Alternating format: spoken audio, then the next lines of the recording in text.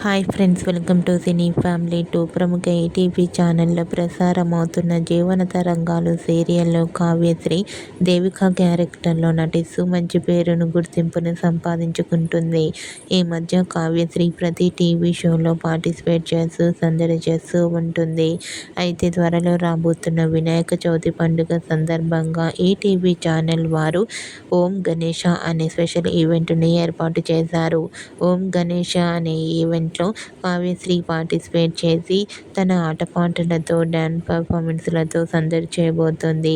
ఈ ఈవెంట్కి సంబంధించిన ఫొటోస్ను కావ్యశ్రీ షేర్ చేసింది.